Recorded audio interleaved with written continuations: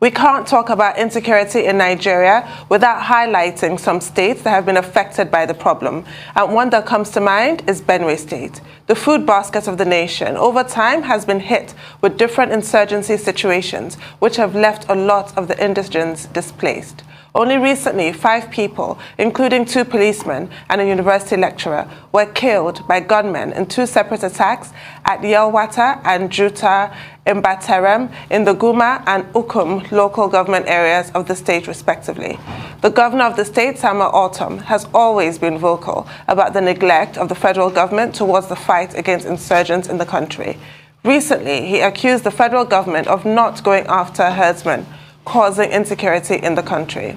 Ortom, while speaking at the inauguration of 3 new judges in Makadi earlier this month, cited the abduction of the prelate of the Methodist Church, Samuel Kanu Uche, as proof of nation's insecurity. Joining us on the show this morning as we continue the conversation on insecurity and the state of the nation is Samuel Ortom, Governor of Benue State. Good morning, sir. Welcome to the morning show. Morning. Thank you very much, my sister. Unfortunately, I can't remember your name, but thank you very much. My name is Tondo Abiola.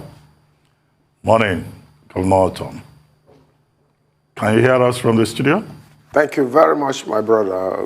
God bless you. Yeah. So it appears there's no end in sight with insecurity in your state, and by extension, the entire country, given the level of killings that continue to go on in your state and also in the whole country. What kind of cooperation or support are you getting from the federal government?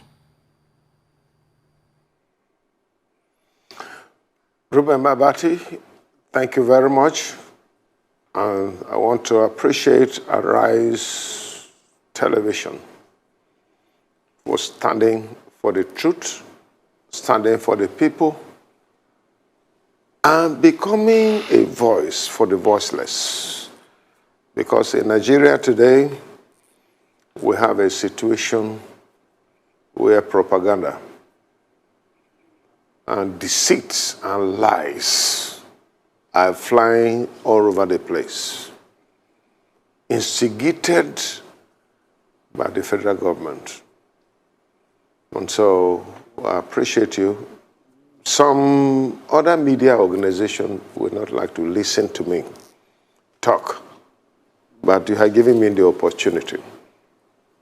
I want to say that the day that the federal government wants insurgency to stop in Nigeria and in Benue State, it will be done.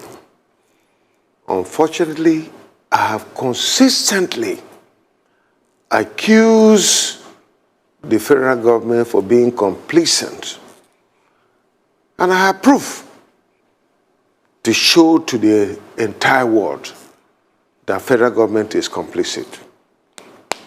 Tell me, even me as governor of Benue State, attempted assassination was done on me for more than 1 year. Up to today, no culprits have been brought to book. And as I talk to you,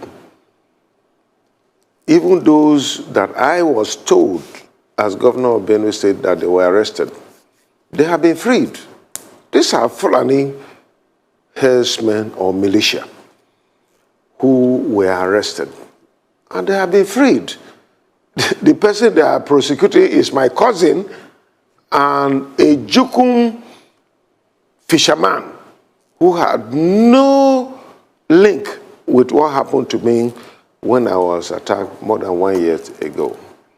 So this is the challenge that we have. The day that the federal government wants this insurgency and killings and invasion and taking over of our land by these Fulani herdsmen, any day that the federal government wants, it will stop. But for now, I accuse them to be complicit because severally, I have provided a solution and say that the way to go, can we have a security summit where Samuel Ortom will be there to talk about the facts that are available in my own state. And then we can listen to other states who will tell us what has been going on in their state. And then we'll try to provide a solution if the federal government wants that. So today, I want to say that the federal government is complicit, and until they are ready to work with us, but because it is a planned agenda over 200 years ago that they have planned to take over Nigeria as their country, and it will continue to be. Whatever people say about me is immaterial, but I say the truth. And anybody who thinks that I'm not saying the truth should come out and provide a superior argument on what I'm saying. Today, it is a very big challenge. It is a problem. And without security, there is no way we can move forward in this country. And so, I still want to insist that federal government is complicit. And I stand on that. And I have proof. If opportunity is given to me, today that I'm talking to you, in the next 15 minutes, the program will be over. But if they call a security summit, which I have been advocating since 2017, if they will call, I'm ready to provide documents. I'm ready to provide material. I'm ready to provide evidence that truly this government is complicit and they're just deceiving people. It has been their stock in trade as far as I'm concerned. And so that is where we are. Right. Could you give us a picture of why you think that certain local governments seem to be worst hit by the activities of these gunmen? It is not just about certain local government. It's about the entire state. It's about the entire country. Nigeria. Tell me, where else? Is it in Zamfara, where the Hausa people live, and the Fulanis have decided to take over their land? Is it in Kaduna, where the indigenous people were either traditionalists or Christians?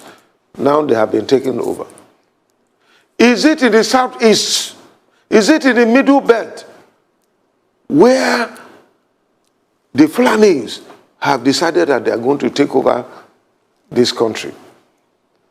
And actively, they are being supported by the present government of President Muhammadu Buhari. When I say they are not happy with me, they are angry, but that is the truth. I have chosen to say the truth. And even if I am dead, let it be on record, just like Martin Luther King in America, who stood for the blacks and said the truth. I'm ready to do it. This is the truth. The Fulanis are deceit.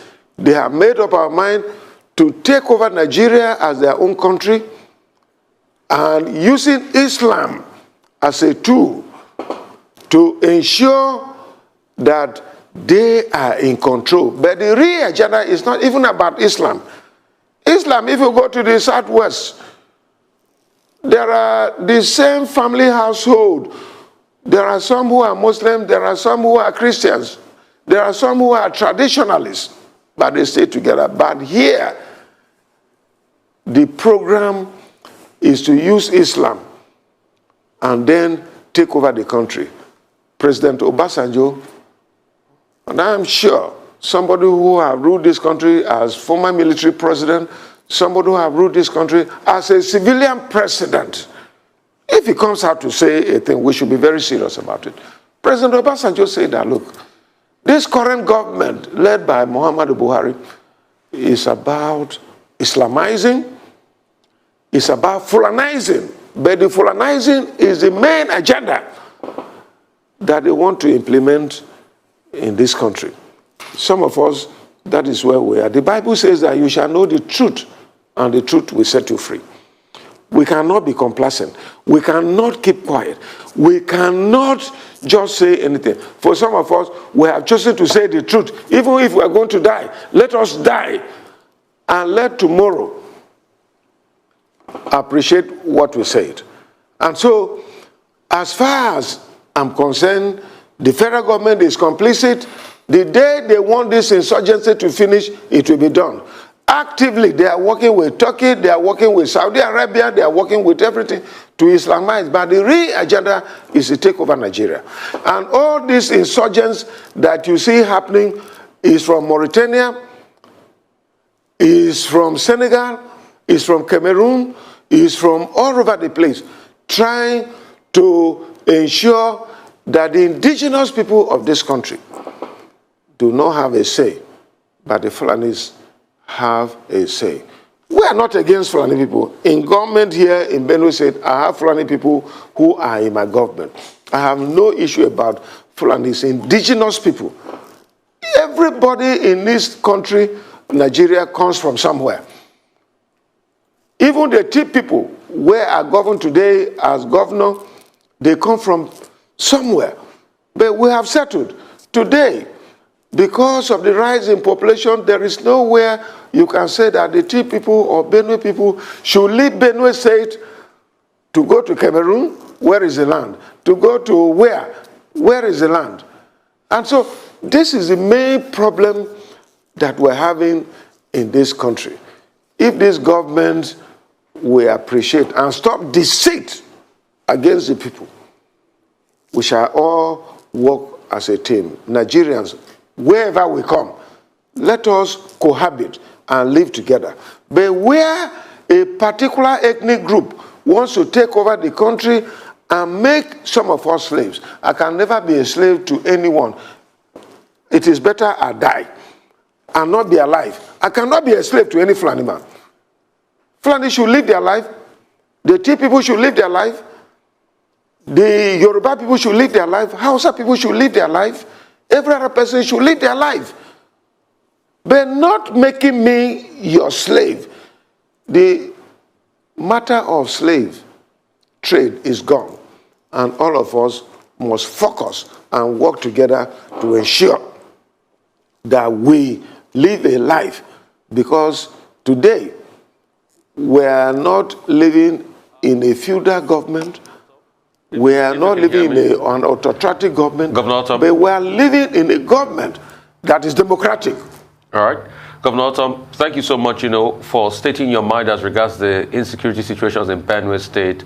We keep talking about them anytime we have you, and we keep taking all sides, all views as regards that. But I'd like to ask you what's happening in your state. You've not been able to pay salaries. What is happening? And you've blamed it on the NNPC's failure, to remit money.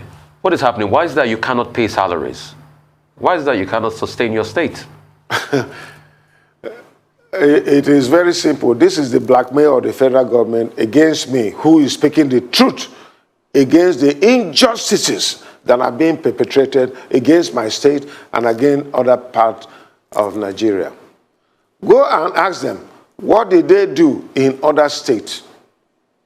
Did they not support the state to pay salaries?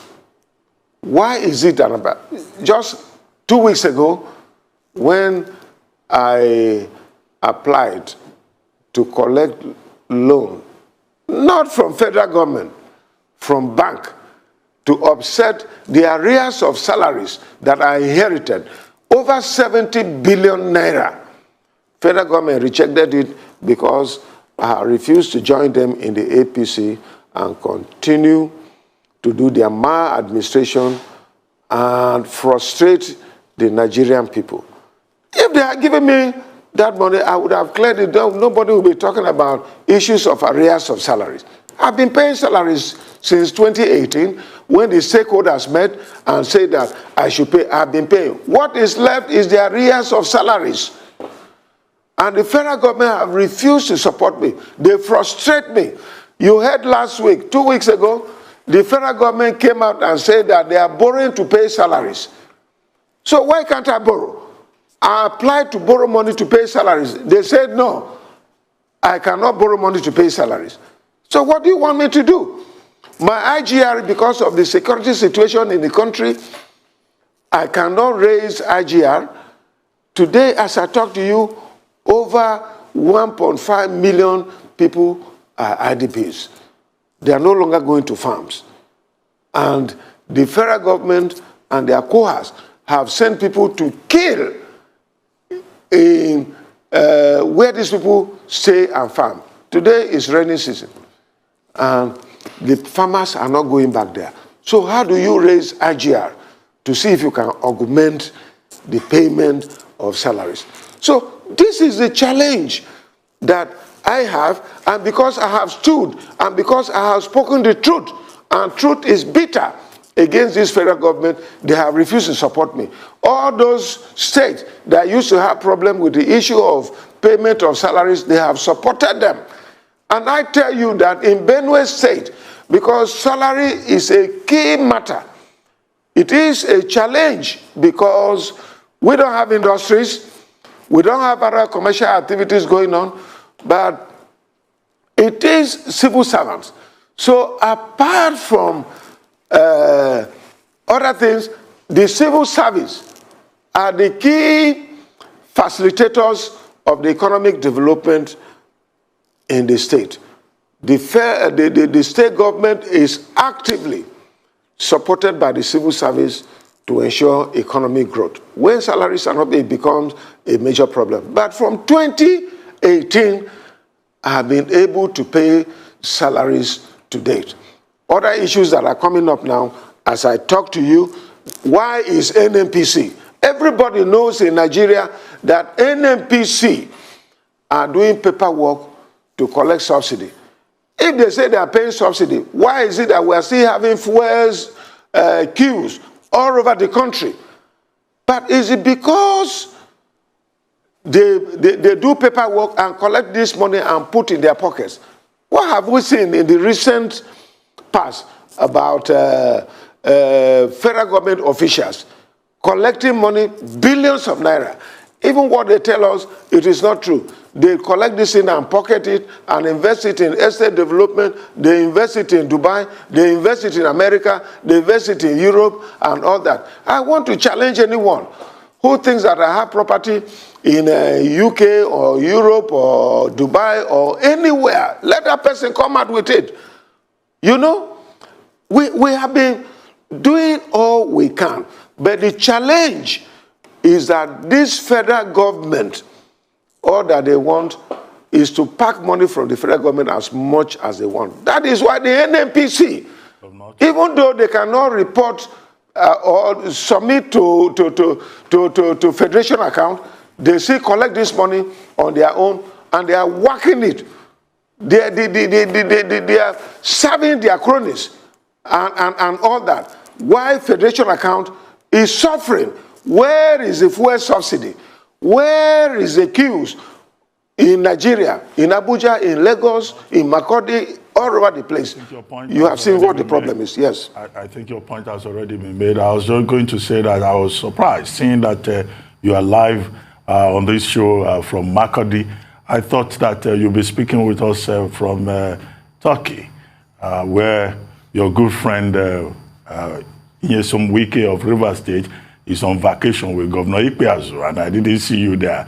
And I was wondering, I mean, are you still with Wike? But that's by the way. You seem to blame Ruben, that is very humorous. you seem to blame, or maybe you are still planning to go and join them in Turkey. You're on vacation. Anyway, you seem to blame. No. Everybody is entitled to vacation. Even you, Ruben, you know, once in a while you go on vacation.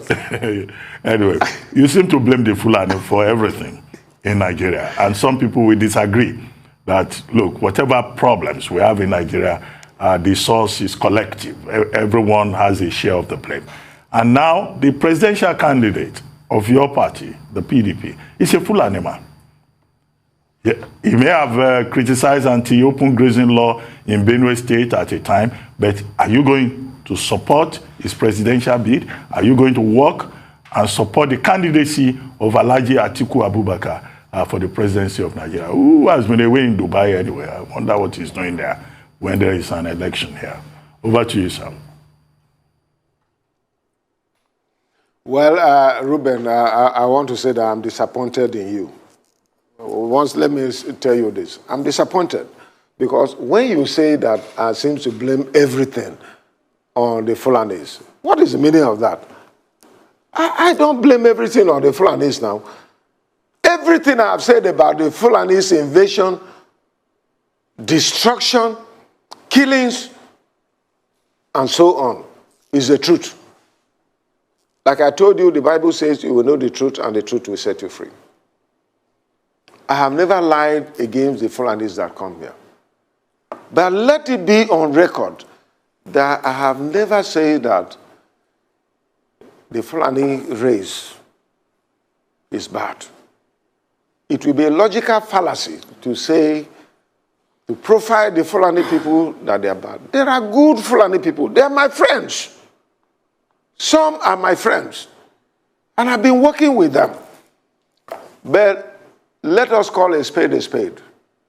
The Fulanis from Mauritania, from Libya, from Senegal, from Ghana, from Niger, from Chad, from all those things, who wants to take Nigeria as their country, collaborating with people who are here, Fulanis that are here, that they will take over Nigeria to become their country. Those are the people that I'm against. And so it is wrong to create an impression that I blame everything against the Fulani race. It is not true. I don't do that. And I want to let you know that we are free citizens. We can go to vacation.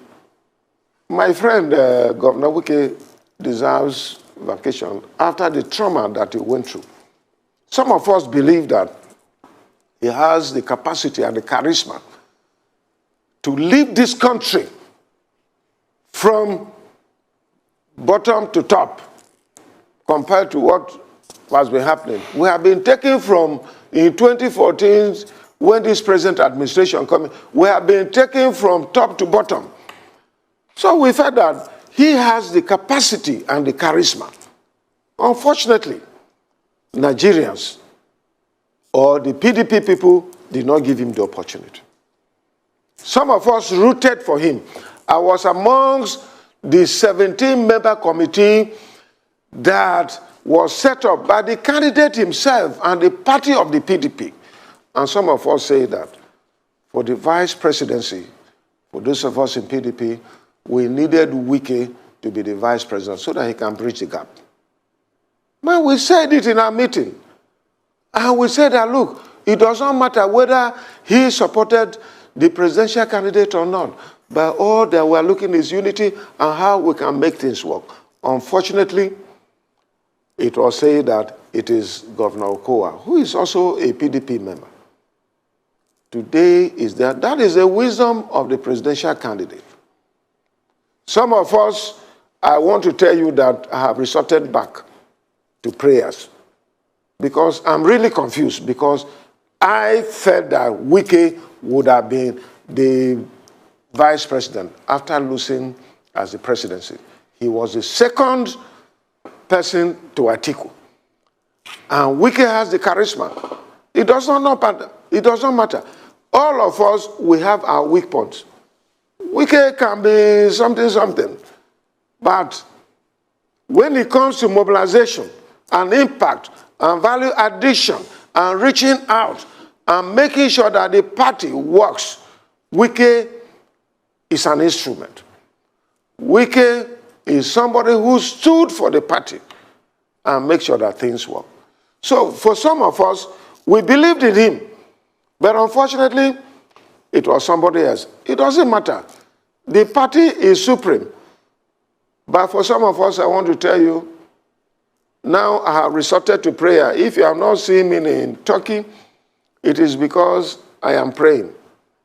Even now, because they said you wanted to talk to me, so I say I can't disappoint my friend Ruben Mabati and the Arise TV, who has been standing tall and defending the people of our country, Nigeria. I said I will come out from my hibernation to talk to you.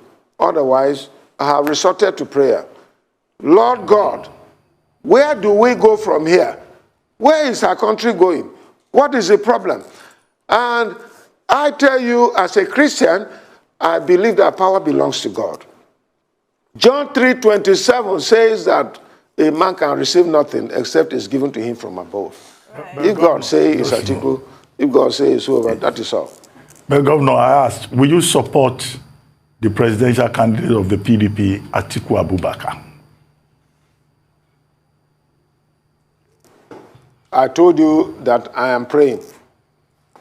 I have gone into hibernation.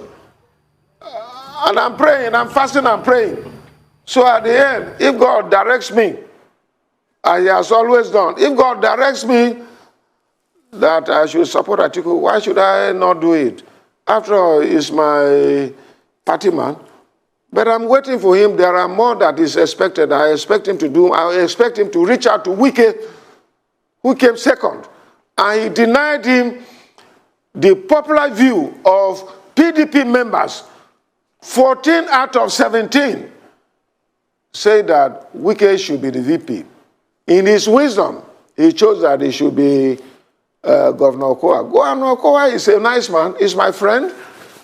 And I have no problem with him.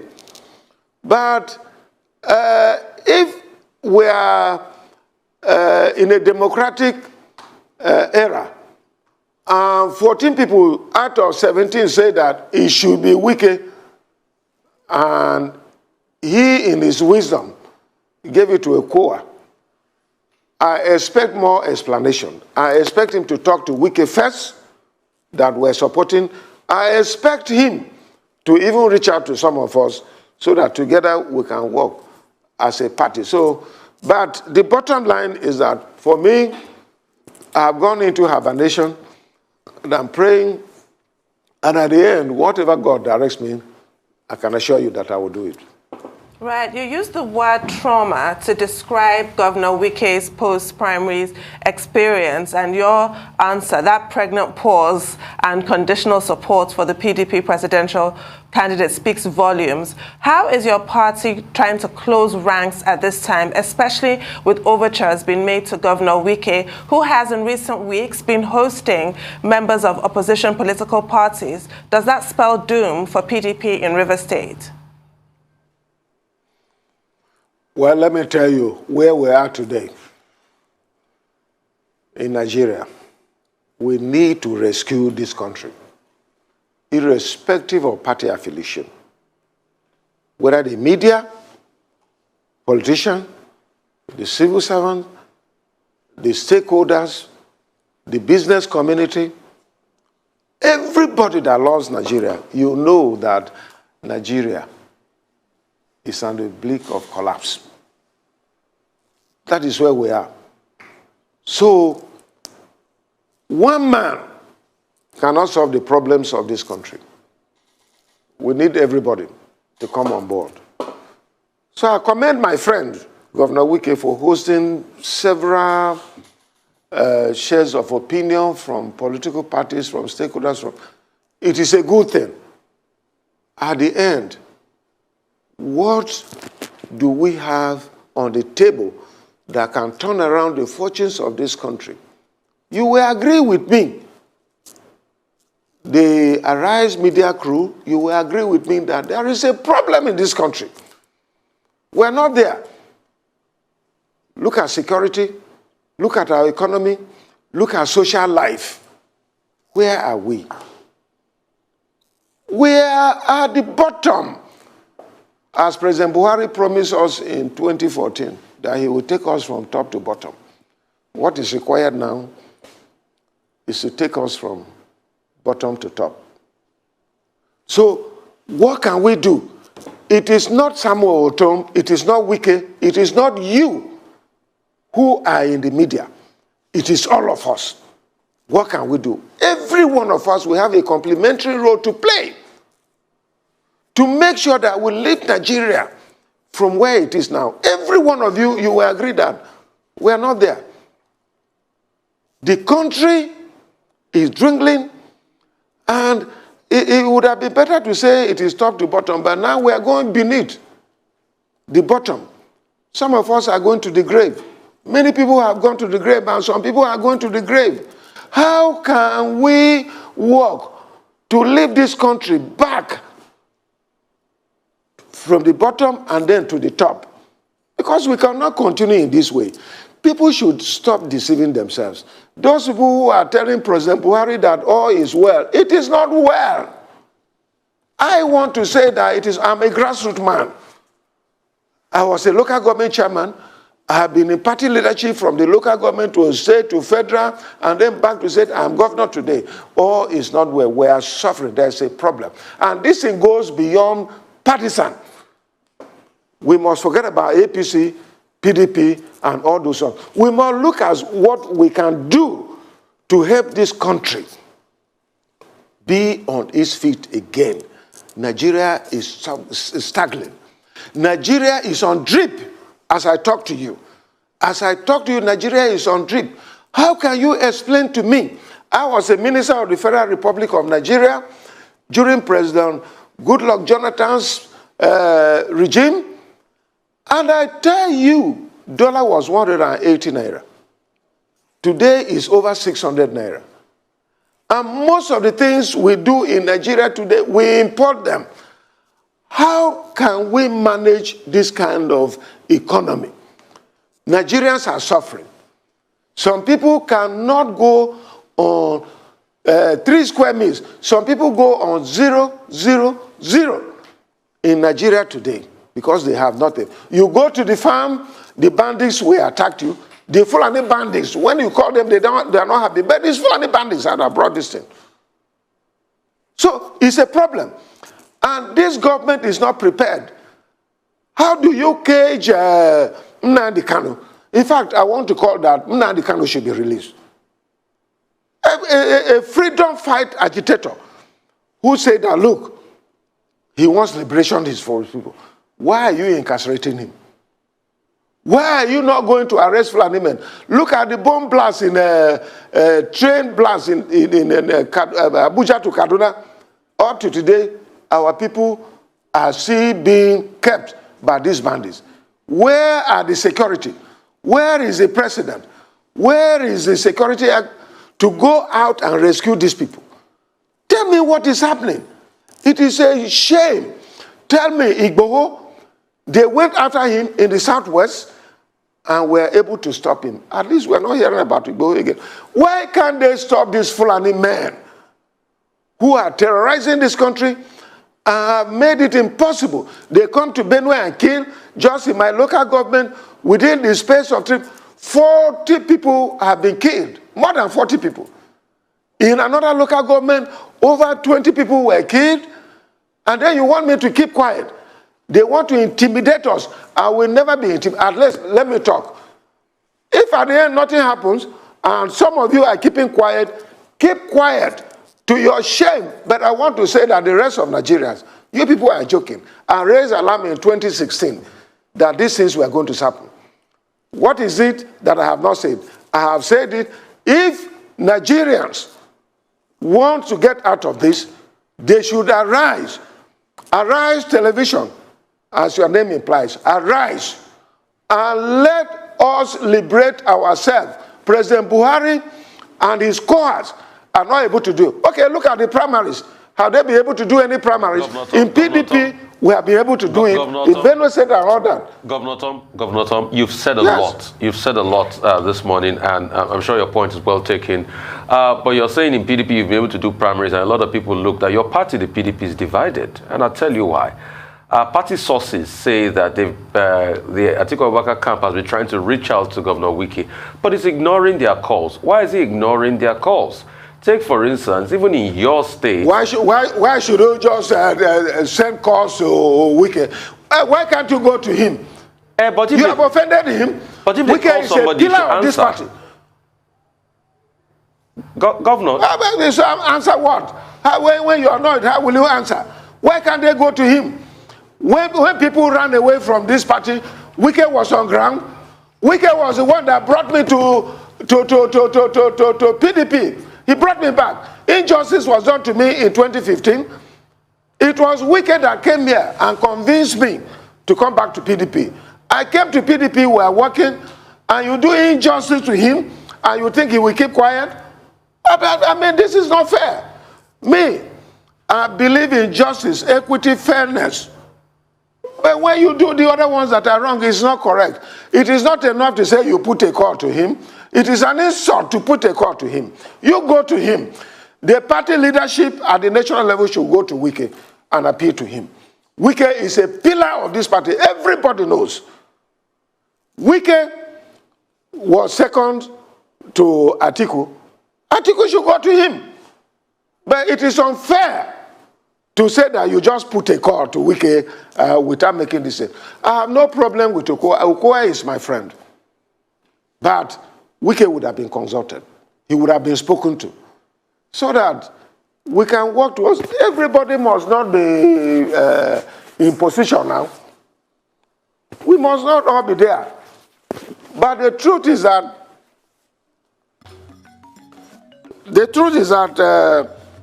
Wike would have been consulted in the first place, even before the announcement was made, because, like I said, 17 people out of that 14 people say that Wike should be vice. If that was not going to work, he would have been told that, please, we can do this. Politics is a game of compromise, we discuss. But it is wrong for anybody, and I stand to be contradicted. I don't blame Wike. They are to be blamed. Those people who are in leadership should be blamed. They would have allowed an opportunity to Wike to also have first-hand information, because this is a man. Tell me one person in PDP today that has built this party to where it is today. And you come and just dismiss him with a wave of hand. I mean, it is not right. But I am saying that the situation we are today in Nigeria is not about political parties. Okay, Governor, you said that before. I had two questions. It is about how can we get out of the woods. Okay, Nigeria is down. Governor Ortom, if you can hear me, you've said that before. The second question I wanted to ask you was, what is happening in your state? You're talking about the fact that power can't go to Idoma land. And some people are saying that promises were made in the past as regards power going to Idoma land. I'm talking about local politics in your state. What's this dichotomy between the Tiv and the Idoma people? Those people who are saying that they are just out to blackmail me, it's as simple as that. I have never said that. What I said was that we have a situation in Benue State. The two senatorial districts are predominantly Tiv people. We have one senatorial district that is the Idoma people. Idoma governor is possible. We can make it, but it's through dialogue, negotiation, and understanding. It is not by force. What the Benue Rebate movement was doing was wrong. When they came to me after forming that rebate movement, I told them that, look, let your traditional rulers go to the Tiv land. Let your political class go to Tiv land. And at the end, let all of us, PDP, APC, ABGA, Labour Party, let all the political parties make their candidature to be in Zone C. With that, it can work out. But look, in Benue State today, as I talk to you, I was having 24 members. Now I have 26 members of the Benue State House of Assembly out of 30. I have 3 senators in PDP, and I have 8 members out of 11 members of the House of Representatives. But if I make any mistake by saying that we give governorship to Zone C, the Zone A and B will vote against me, and my party will be out of power. So, but if all of us, if we're able to dialogue and agree that, look, the governorship should go to Zone C, every political party accepts that, then we can have a level playing field. But as of today, if you say that the PDP should give governorship to Zone C, and then APC will take advantage and use ethnicity to blackmail me that as governor, this is what I've done, it will not work. But if we do that, things will work out. I'm not against Idoma governor. We are brothers and sisters, and we must work together. So this is the crux of the matter. I'm not against that, but where you want to work and allow another political party to take advantage of my party where I am the leader, I will not accept it that way. That is the point that I made. Everybody here, everybody in my party knows that I'm not against Idoma governor coming in. And for me, everybody in Benue State knows, I've always said that, let's look for the best. We borrowed presidential system of government from America, and in America, you can see that George Bush, his two sons were governors. George Bush was president.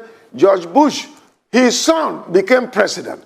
So it does not matter who is a person with the capacity to deliver. And I think that some of us, that is where we are looking onto. We are looking forward to see if tomorrow we can have leadership that is anchored on objectiveness, that is anchored on productivity, that is anchored on who can bring dividends of democracy on the table of our people. That is what I believe. But, you know, I don't have to go and play into the hands of opposition so that we'll take over and then begin to vilify me. Back to PDP politics. The People's Democratic Party, the chairman of that party is Dr. Iyorchia Ayu, who is from your state, Benue State, and whom you helped to put in position as chairman of the party, at least. I mean, you supported him. Now, with all the concerns you have expressed about the situation in the People's Democratic Party, are you saying indirectly that Dr. Iyorchia Ayu has mismanaged the People's Democratic Party to a point of division, or is innocent in this matter? Well, I won't talk about mismanagement and innocent and all that, but it is not late. Things can still be amended. Wike is available. The chairman is available. The candidate of the party, in a custom, once you become a candidate, you become the leader. I think they can still do so much to redeem the situation as it is. And Dr. Iyorchia Ayu has a role to play. The candidate has a role to play. And I believe that it is not late yet, because some of us were still talking to them and they can reach out so that our party will be together. One thing that I have said is that where we are today in Nigeria, we need to rescue Nigeria and rebuild it. And so whatever is our personal interest, we must put it behind us. And I think that these leaders, they have the capacity, they have the charisma to be able to turn things around and reach out. Politics is all about dialogue. It's about negotiation. It's about understanding. And I think this can be done. It is about interest. What is the interest of Iyorchia Ayu? What is the interest of our candidate? What is the interest of Wike? What is the interest of Samuel Ortom? What is the interest of members of the PDP? It's to win election, because APC have completely mismanaged this country. And we must work together to redeem it.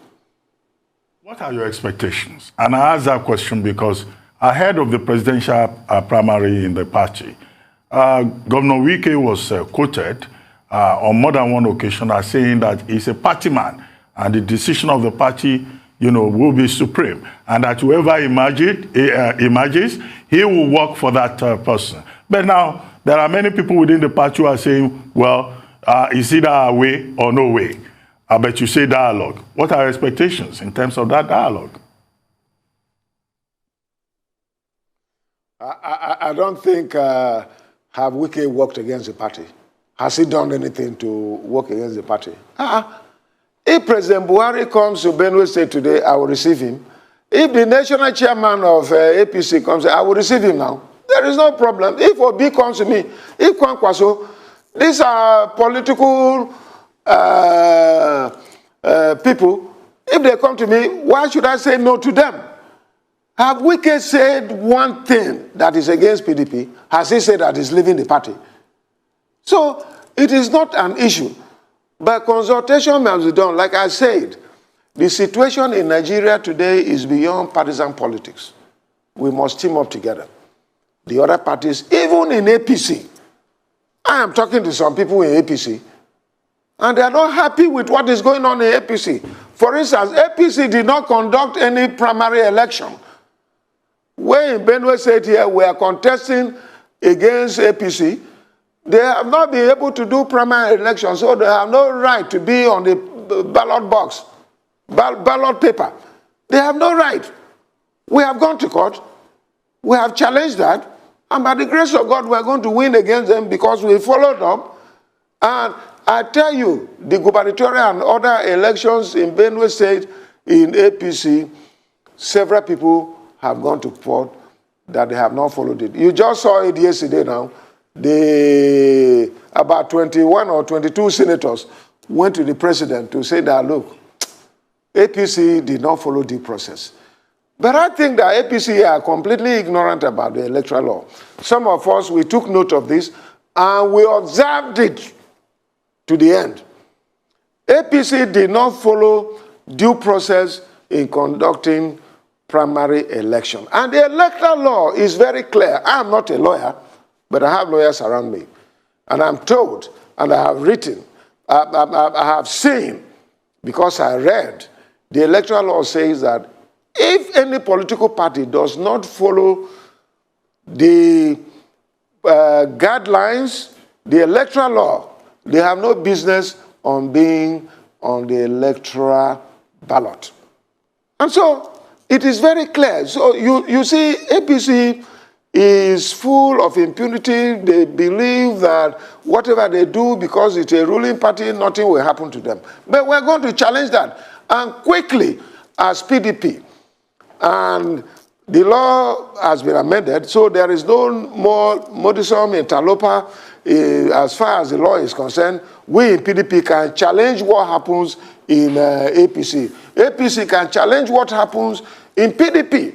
So we have already done that. We have challenged the process of primaries in Benue State, that it did not follow due process, the guidelines were not followed, and we believe that we are going to get judgment from the court.